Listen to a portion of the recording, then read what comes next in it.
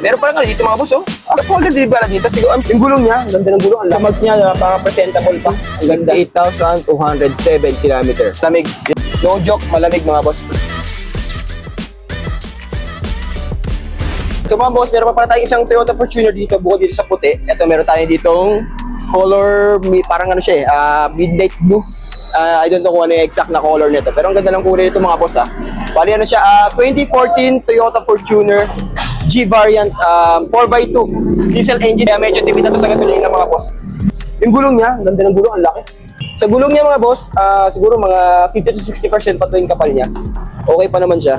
And sa mags niya, napaka-presentable pa. Ang ganda. Kapakalaki mga boss, tingnan nyo naman. Oh. Gano'n kalaki yung mags na yan. Oh. Tinted na rin pala siya. And then may visor na rin siya.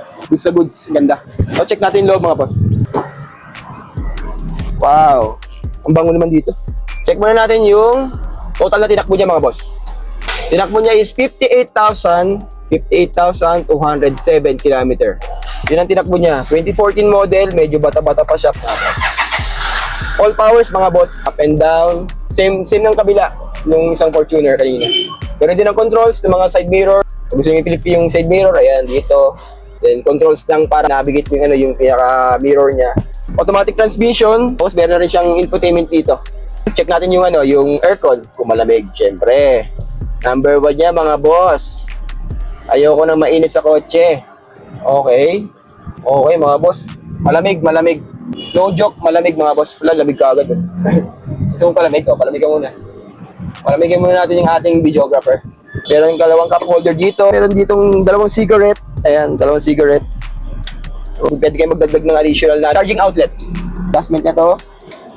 Ano lang siya? Tilt lang siya mga boss. Hindi siya telescopic.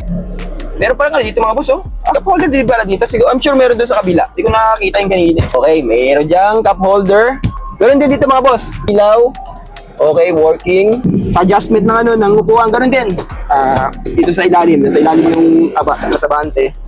Hilahin mo lang yan, nasa bante ka. Tapos, ito naman yung para dito sa likod. Check naman natin yung sa passenger seat. Check naman natin sa likod mga boss. Ang ganda ng labos oh. No? Ang linis niya.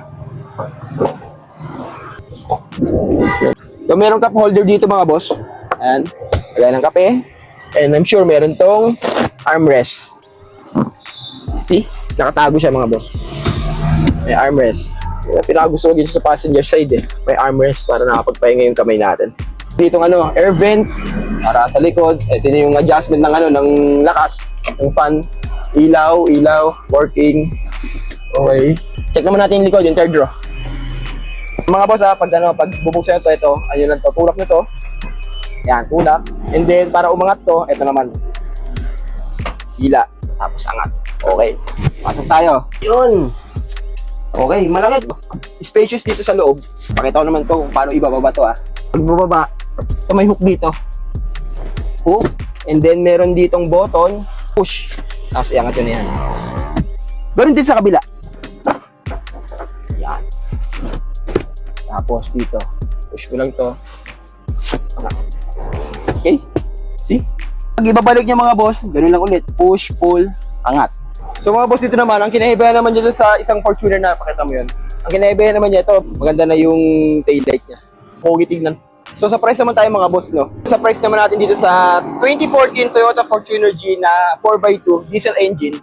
Bali ang price ito is 820,000 pesos lang. Pero syempre, pag nag-viewing ka dito sa showroom namin, negotiable pa siya, one viewing. So mga boss, may additional din pala ako. Kung sa negotiable na siya, i-free pa namin yung transfer of ownership, which is medyo may kamahalan yun mga boss. Kung sa mga nakakalam kung magkano yung pag-transfer ng ownership, medyo may kamahalan talaga yun. And additional pa, kapag ilalabas nyo na itong unit sa showroom, free detail na rin namin po para poging-pogi bago nyo ilabas dito sa showroom, di ba?